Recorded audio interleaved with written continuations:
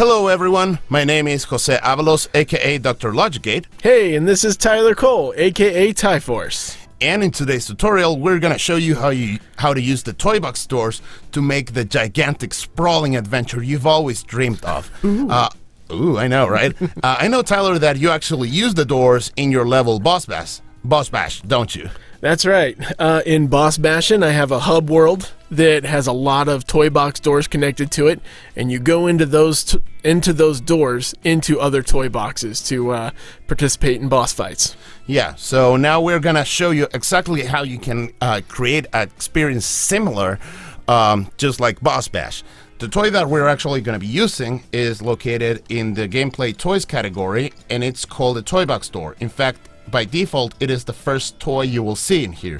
And now we're going to place two of them, just for reasons that you will see in a minute. And you will notice that it looks kind of like this, like a regular door. But you can also, if you want to, you can customize it in case you want it to be blue, or in this case... Make it pink! Yes, I know, right? And I'll make this other door. I'll also customize it, and I'll make it... Make it blue. Make it blue? Okay, yeah, let's make it blue. So now you can customize it and make it look exactly the way you want to. And... now the first step, now that we have these doors, is actually tell the door where do you want to spawn, what level, after you cross through the door. So for that we will go to the properties, and we have to select the destination. The destination by default is the name of the level you're in. I called this level, save file internally, Tutorial Toy Box, which is the reason why it's giving me this. But now we can change that. And we have all these three options, which might be a little bit intimidating if you don't know what it is. We have three options. One of them is creating a brand new toy box that then will be added to your world.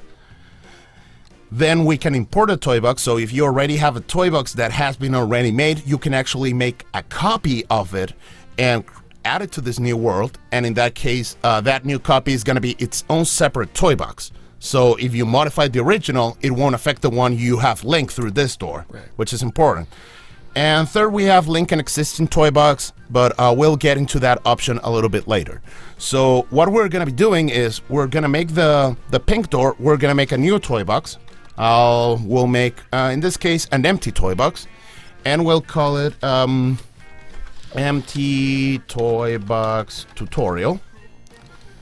And now if I press save, it will say linking toy box door, and now you will see that if I step on that door, I will go into that particular new empty toy box that we have right there.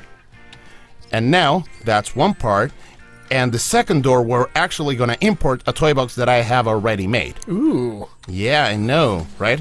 So now for properties in the destination, I will say import a toy box, and you will get this option, and the toy box that I'm going to import is this one called Test Interior.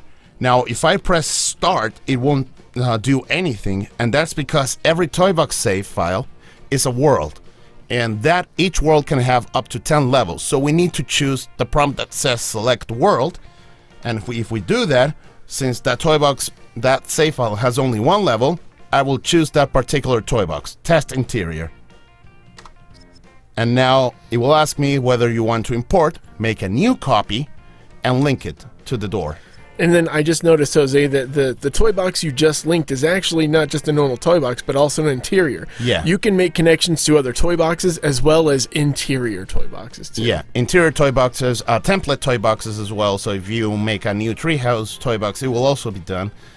And now we will exit this. And one particular thing that is good to know and a good practice is that every time you make links between doors, make sure to save your level, because if you go through the doors now and you still haven't saved, you will lose those door connections. So that's exactly what we're going to be doing now. Mm-hmm. So save file, and now I will select Tutorial Toy Box, which is this particular level, and I will save. And now we actually have, both of these doors connections saved. And now let's actually try. So I'll go first to the interior toy box, the one here with the blue door. And now to enter the toy box, you have to approach it and there will be this prompt that will say travel to test interior. And here you can already say, hey, yes, let's go through the door or not. And if I press continue, it will load into this particular interior toy box that I made just before doing this tutorial. And now you will see that it's also fancy. It's beautiful. I know. Really, it's very ugly, but you're too kind, Tyler. I am. Oh, yeah, you totally are. Oh, wow. Jeez. You get to see some of the cool interior stuff in here. Oh, yeah. And now the second thing we need to do now that we are in this particular interior toy box is that when we go through this door in particular, we actually go back to our original level. So for that, we will select the properties again. And now in the destination, we will select link an existing toy box. Our world currently has 3 toy boxes. The tutorial toy box, which is the level where we started, with all the decorations. The empty toy box we created, and then this particular level. So now I will select tutorial toy box. And now that we already have that door link connection, I'm gonna save. Again, really important, every time you make a door connection, be sure to save. And now, where do we save this? We will select the save file we had, in this case, tutorial toy box, and you will notice this this new field called level name. That's the name of this level inside this world. As a general rule, don't change the name. Don't change this field. If you change it, you're really gonna have a bad time.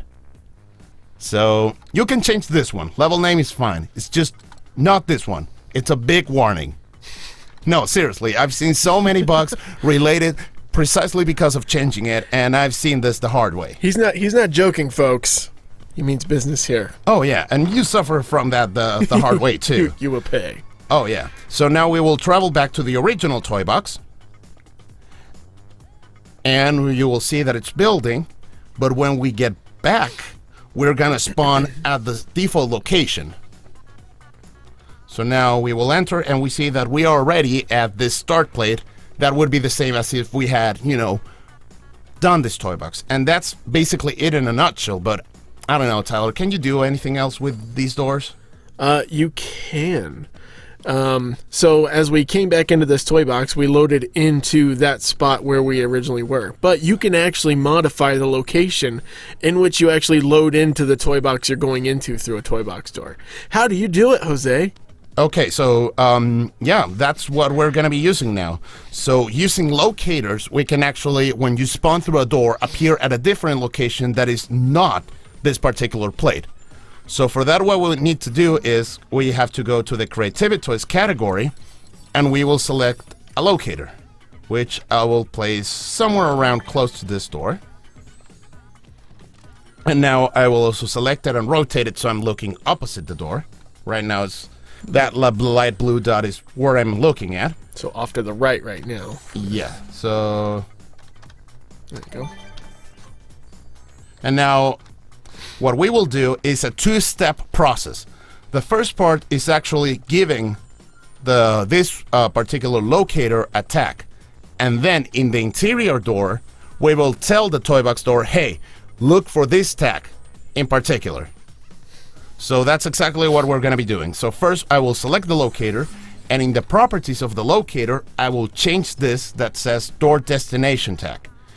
And this door destination tag, you can give it a value up to 10. So if I go through one door, I can spawn in one place, but then if I go through another door, I will spawn in another place of the level, and so on.